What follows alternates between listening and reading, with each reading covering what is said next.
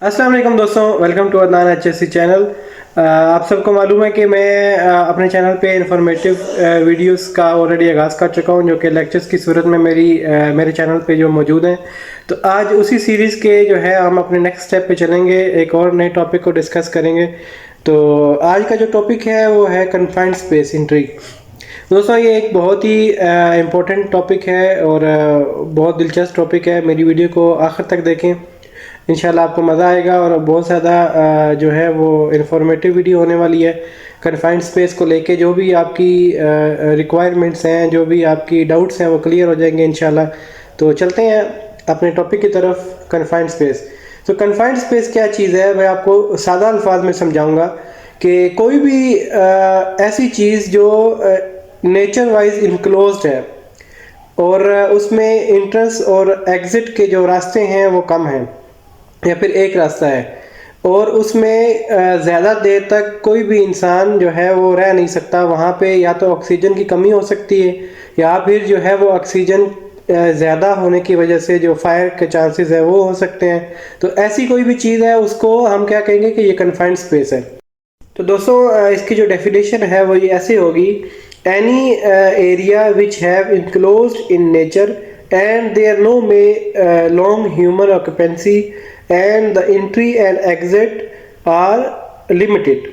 तो ये जो है वो कन्फाइंड स्पेस की जो है वो डेफिनेशन होगी। तो दोस्तों, अब हम जो है वो इसके हैज़र्ड्स को डिस्कस करेंगे कि कन्फाइंड स्पेस के हैज़र्ड्स क्या है। तो फर्स्ट ऑफ ऑल, जैसे कि आपको मालूम है कि ये एक इनक्लोज्ड जगह है नेचर वाइज।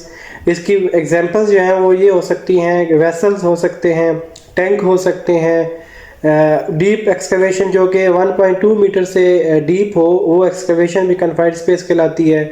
और इस तरह के कोई भी जो कॉलम्स हैं, आप इंडस्ट्री में काम करते हैं तो वहाँ पे आपको बहुत सारी ऐसी चीज़ें मिलेंगी जहाँ जिनके इंटरेस्ट और एग्रेस जो है वो बहुत लिमिटेड होते हैं और आपको वहाँ पे अंदर जाके काम करना पड़ता है। उसमें आपको वेल्डिंग का काम हो सकता है, आप कोई इलेक्ट्रिकल काम हो सकता है, कोई इंसुलेशन या फिर कोई पेंट वर्क या सैंड ब्लास्टिंग वगैरह का काम हो सकता है।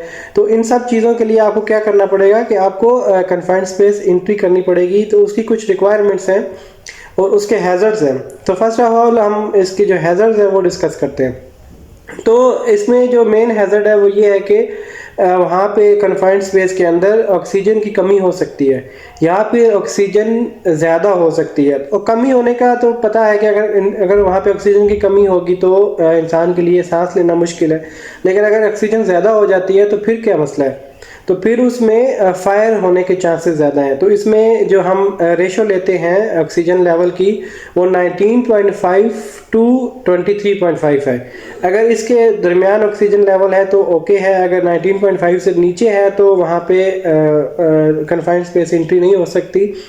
अगर उसमें 23.5 से ले ज़्यादा है, इनरिचमेंट है ऑक्सीजन की, तो वहाँ पे भी चांसेस हैं फायर होने के ज़्यादा। तो ये जो इसका नॉर्मल लेवल है वो 20.8 कहलाता है और 19.5 से लेके 23.5 तक लेवल जो है वो भी कंसिडरेबल है। तो एक तो इसका ये हैज़र्ड हो गया कि वहाँ पे या तो इनरिचमेंट हो सकती है या ऑक्सीजन डेफिशिएंसी हो सकती है। नेक्स्ट इसका हैज़र्ड ये है कि अंदर कोई भी अंडरग्राउंड यूटिलिटीज़ हो सकती हैं। मिसाल के तौर पे अगर आप एक्सकेवेशन कर रहे हैं तो आपकी एक्सकेवेशन डीप है तो वो कन्फाइंड स्पेस है, तो उसमें नीचे कोई पाइपलाइन हो सकती है, कोई इलेक्ट्रिकल केबल्स हो सकती हैं, तो ये भी एक कन्फाइंड स्पेस का हैज़र्ड है। तीसरा हम लेंगे कि पुअर इल्यूमिनेशन। तो कन्फाइंड स्पेस के अंदर क्योंकि अंधेरा होता है, रोशनी जाने का कोई रास्ता नहीं होता, तो वहाँ पे पुअर इल्यूमिनेशन होने की वजह से कोई इंसान जो है वो ट्रिप हो सकता है, स्लिप हो सकता है या फिर किसी चीज़ से टकरा के जो है वो इंजर्ड हो सकता है। तो ये भी एक हैज़र्ड है। नेक्स्ट जो इसमें हम हैज़र्ड लेंगे वो है टॉक्सिक गैसेस, क्योंकि कन्फाइंड स्पेस के अंदर H2S हो सकती है और बहुत ज़्यादा टॉक्सिक गैसेस हो सकती हैं। कोई केमिकल हो सकता है जो कि इंसानी सेहत के लिए या इंसान के लिए जानलेवा भी हो सकता है और उसको बीमार भी कर सकता है। तो टॉक्सिक गैसेस जो हैं वो बहुत इंपॉर्टेंट हैज़र्ड है कन्फाइंड स्पेस के अंदर। तो इसके अलावा आप जो है प्रिकॉशंस क्या लेंगे अगर आप कन्फाइंड स्पेस के अंदर जा रहे हैं, तो क्या प्रिकॉशंस होंगे। तो प्रिकॉशंस ये होंगे दोस्तों कि सबसे पहले आपको परमिट टू वर्क जो है वो लेना पड़ेगा, और उसके बाद जो है कन्फाइंड स्पेस एंट्री परमिट जो है वो लेना पड़ेगा। फिर आपको स्टैंड बाय मैन होना चाहिए। स्टैंड बाय मैन क्या है दोस्तों?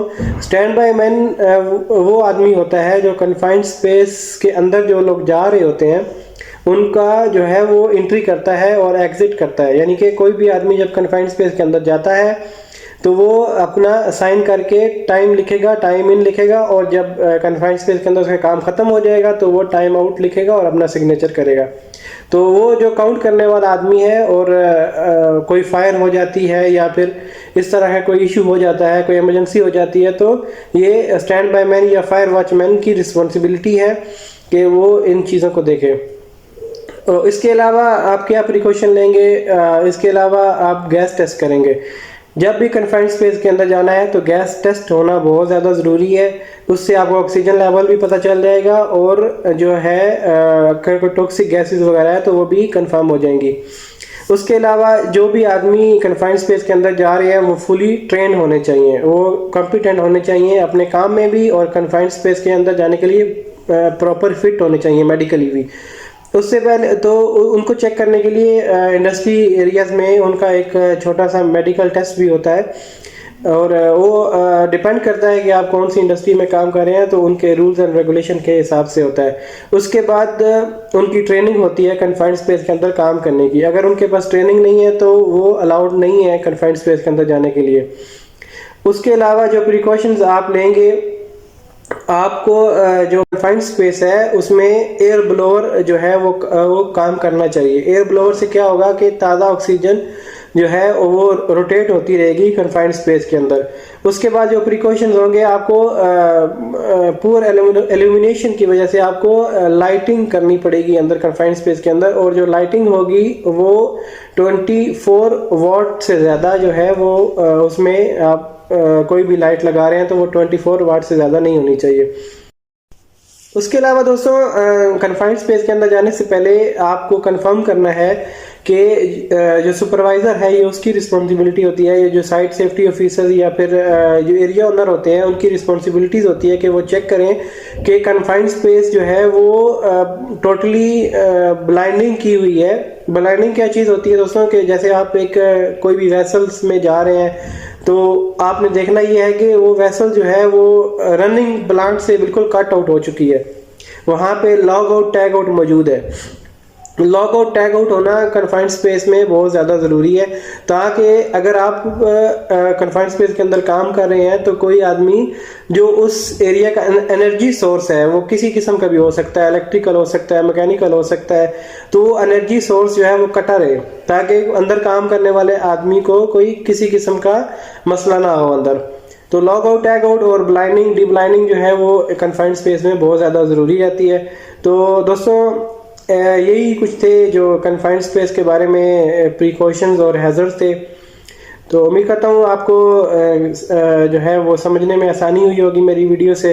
अगर आपके कोई क्वेश्चन है या आप कुछ और डिटेल जानना चाहते हैं तो आप मुझे कमेंट करें, तो मैं उस हिसाब से इंशाल्लाह कोशिश करूँगा कि आपको समझा सकूँ और वीडियो बना सकूँ।